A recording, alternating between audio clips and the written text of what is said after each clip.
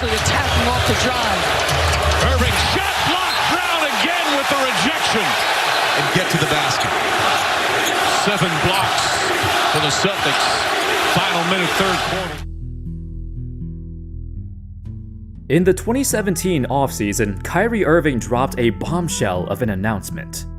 After 3 straight finals appearances with the Cavs, he demanded a trade, with the intention to seek a bigger role to be the leader of his own team.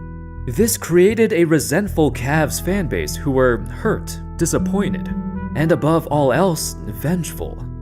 In reality, however, if you heard how the media treated him in Cleveland, asking questions like if LeBron was a father figure to him. Oh, okay, so you... parental role? Honestly, I'm he's... I don't know how to really answer that question. Yeah, it's no wonder he got sick of being here, sick of being treated like a kid. Kyrie had several destinations he preferred, namely the San Antonio Spurs. The Knicks also tried offering Melo and several first-rounders. However, the Celtics' offer came out on top. They pulled the trigger on a trade that sent away fan favorite Isaiah Thomas, who just had the best season of his career. Now, with the opportunity to lead his own franchise, things did not go as expected. How's it going, folks? My name's Andy, and today let's take a look at the beef between Kyrie Irving and the Boston Celtics. When did it all begin? And why has the Celtics' hatred for Kyrie lasted this long? Kyrie Irving doing an H on the defensive line. LeBron's out to get free. Kyrie Irving showing why it's his world. And beyond imagination, and they have won their 16th consecutive game. Upon his arrival, Boston embraced Kyrie with open arms. In the first month of his first season there, he led the Celtics to a 16-game win streak. Kyrie was everything as advertised. His handles and ability to create his own shot out of thin air is exactly what this team needed. The Celtics were in a transition period, equipped with a 19-year-old Jason Tatum and 21-year-old Jaylen Brown. They were still incredibly raw prospects who were not yet ready for the big moment, though that would quickly change. While it was clear that Kyrie was this team's best player, can this team actually get past LeBron's Cavs?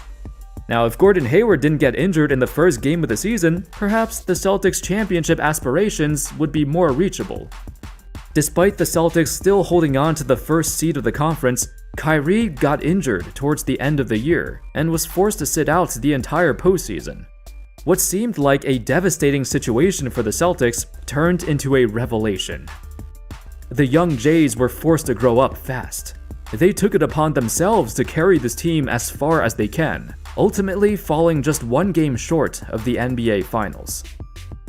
For the Boston Celtics, this successful playoff run without Kyrie changed their entire thought process. It made them realize the depth and camaraderie of this roster extends far beyond the hands of their superstar point guard.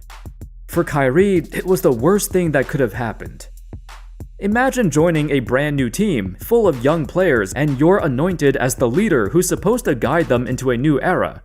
And then you went down with an injury, but your team gets so far without you. Then, all summer long, you see the media headlines scream, "Are the Celtics better without Kyrie Irving?" At first, the fans brushed it off as, rage bait. The Celtics have no shortage of haters, and people latched onto this as a way to divide and brew conflict within the organization. Nobody wanted to believe the Celtics were actually better without Kyrie, even if it was in the back of their minds. During a Celtics preseason event prior to the start of his second year in Boston, Kyrie took the mic and made a bold statement to the crowd. In Boston, if you guys will have me back, I plan on re-signing here next year. Boom! So, I appreciate it. After an entire summer of speculation and gaslighting, Kyrie came out and made it clear he's committed to re-signing in Boston.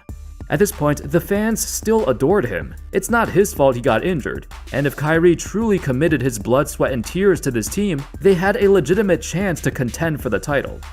However, the 2018-19 season turned out to be the most tumultuous year for the Celtics in a long time. While the bulk of the burden has been put on Kyrie, there were issues with various young players on the team revolving around their minutes and their roles. In particular, Terry Rozier, who had a breakout playoff run in Irving's absence. He had a rough time accepting his lesser role. I felt like I went from the passenger seat to the trunk.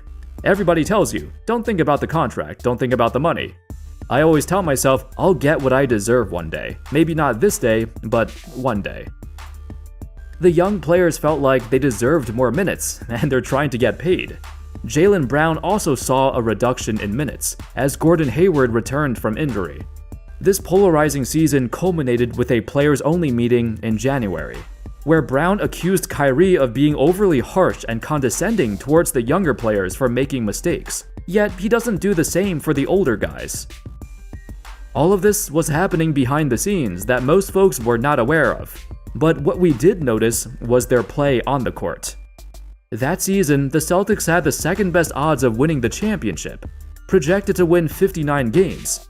But they finished 10 games under their expected record, and all season long, oh, you can tell something was off. He's in the backcourt. Here we go. Tatum. Fall away, baseline. No. Magic win. Remember when Kyrie literally got angry at Gordon Hayward because he inbounded the ball to Jason Tatum for the final shot? Kyrie wanted the last shot, but he was waiting for a Horford screen that was too slow. Hayward had to make a fast decision. It's situations like this that added fuel to the fire. Kyrie wanted to be the man on the team, but didn't have the leadership skills to do so, at one point publicly calling out his teammates for their lack of experience. Kinda strange, eh? Because they reached Game 7 of the conference finals without him the year prior. They're quite experienced now.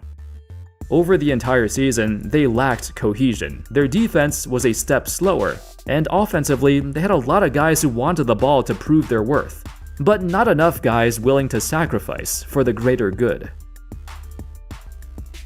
The Celtics reached the second round of the playoffs and got dismantled by the Bucks in 5 games. Despite having a healthy Kyrie, they didn't make it nearly as far with him. Up until now, that was still the worst playoff series Kyrie has ever had. He took by far the most shots out of any player on either team, yet he shot horribly, along with leading all players in turnovers. Amidst a season of turmoil of which Kyrie was accused for being the catalyst, this was the perfect ending for this chaotic season, and the perfect ending to the Kyrie Irving saga in Boston. In the long run, this worked out well for the Celtics, who were going in a different direction regardless. For Kyrie, he had aspirations to create a super team in Brooklyn, and broke his promise to re-sign with the Celtics. For the fans, it was a betrayal. This is when the animosity towards him seeped across Boston. Kyrie Irving! Kyrie Irving came out to warm up, the fans booing him. It's his first game back here at the TD Garden since he left the Celtics. This is when he was introduced to the crowd. It wasn't any more apparent than his return to the Garden in the 2021 playoffs. The boos were deafening. At the end of Game 4, when the Nets secured a 3-1 series lead, Kyrie walked to the center of the court and stomped on the Celtics logo. Shortly after, a fan threw a water bottle at him. Every single game, the hatred towards Kyrie increased further and further. This was a moment everyone remembered.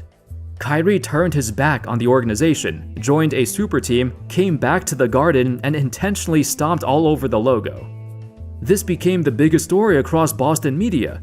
Not only did Kyrie betray the city, but he came back and took a steaming dump on an injured Celtics roster, while they were at their weakest point. This was also the last year of Brad Stevens as their coach, before he moved up to the front office.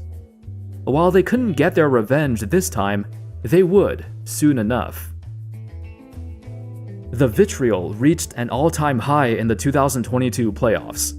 Unlike the previous year where the Celtics were injured and the clear underdogs, this time it was the Nets who were the underdogs. In a series that was probably the closest sweep in NBA history, the Celtics got their revenge. More importantly, the Celtic fans got their revenge. Kyrie wasn't even hiding it anymore. The NBA commissioner had to step in. He got fined $50,000 for repeated obscene gestures with fans, and the rivalry between him and the Celtics crowd grew even nastier. It was especially bad during the Brooklyn years because he'd constantly bashed the Celtics for causing his exit from the team, without taking the blame for his shortcomings. To add on, this was a time period when Kyrie's reputation was in the gutter. Remember the COVID era, when he literally could not play games in Brooklyn due to the vaccine mandate? The implosion of the Nets super team had little to do with James Harden or Kevin Durant. It was Kyrie's availability that hurt them. It wasn't just Celtic fans who started resenting him, it was even his own teammates. Several years have passed by, and it's pretty clear the disdain towards him won't ever go away. However, unlike in years past, Kyrie has found himself in a better place. Mentally, he's no longer the brash young kid he once was, and even admitted he handled the Boston situation very poorly. When asked about his time in Boston, this is how he responded: "I failed miserably," while also not knowing how to compartmentalize or accept the emotions that come with failure. And also being on the successful side, I didn't know how to handle that either. He claimed he let his emotions get the better of him, and all the back and forth with fans was a horrible way to release his anger. Still, he takes joy in messing with the fans now and then, and because he had a pitiful first 2 games in Boston, the crowd relished in his misery. Perhaps in the future, there could be a chance to reconcile. Kyrie has a newfound respect for the Celtics that he hasn't had in a long time. His father, Kyrie Irving, his relationship with the city of Boston runs deep. He used to play for BU, one of the school's greatest players ever. I think there will come a time when this beef, this deep-seated hatred between Kyrie and the Celtics will eventually heal. But for now, he has to live with it. Thank you all so much for watching. I hope y'all enjoyed the video. Let me know your thoughts in the comment section. And of course, as always, I'll see you next time. Peace.